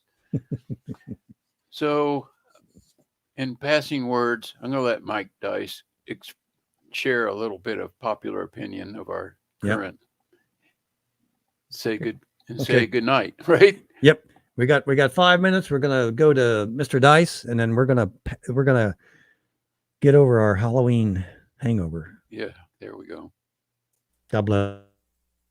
If you thought people paging Let's Go Brandon at Walmart was funny, wait until you hear about what happened on a Southwest Airlines flight over the weekend. On a Southwest Airlines flight from Houston to Albuquerque last Friday, a pilot went onto the public address system and, after discussing visibility and the weather, ended his greeting to passengers with the phrase, "Let's go Brandon." That's according to the Associated Press, which coincidentally had a reporter on board. "Let's go Brandon" is a tongue-in-cheek reference to the phrase, "F Joe Biden." It all started when... Yeah, we know how it started. CNN goes on to complain about how it's popping up everywhere, like sports stadiums and even the floor of the House of Representatives. Let's go, Brandon. You may recall at first they ignored it, hoping it would go away, but the phenomenon just keeps growing, and now the Marxists aren't very happy that so many people are openly denouncing old Joe. This CNN contributor equates "Let's go, Brandon" with praising ISIS, tweeting, quote, "As an experiment, I'd love for a Southwest airline pilot to say, 'Long live Ilhan Omar's favorite organization,' before taking off. My guess is that 1, the plane would be immediately grounded, 2, the pilot fired, and 3, a statement issued by the airline within a matter of hours." An Associated Press reporter happened to be on that flight and demanded to speak to the pilot, and later tweeted that he wouldn't unlock the cockpit and come and talk to her, and says that she was almost thrown off the flight because, well, she's a lunatic. This CNN contributor tweeted that "Let's Go Brandon" has become the MAGA version of praising Adolf Hitler. This NBC reporter called the Secret Service to report a company making lower thirds for AR-15s, which have "Let's Go Brandon" engraved in them. What a surprise. They had no comment. The Marxists are demanding the pilot be identified and fired because only black people are allowed to make political statements and protest while they're on the job. And being a football player, making millions of dollars a year for chasing after a ball, is such a horrible job that Colin Kaepernick in his new Netflix special equates it with being a slave. Equally hilarious is watching the liberal media industrial complex try to explain the origin and the meaning of "Let's Go Brandon." NPR reports no one is really cheering on a guy named Brandon. Instead, the phrase is being used in conservative circles in place of a more vulgar message directed at President Biden. Well, it is kind of hard to ignore these days, especially when it's popping up everywhere, like the World Series. Let's go Brandon! Let's go Brandon! This phenomenon has hit CNN the hardest. Jim Stoluto tweeted out, "Think about the lesson the Let's Go Brandon crowd is teaching their children." This from the network that just brought a teenage girl on air to celebrate that she flipped off a group of anti-mask protesters at her school. In this photo, which has gone viral, you can see a 14-year-old student giving a one-fingered salute to anti-mask protesters outside her school.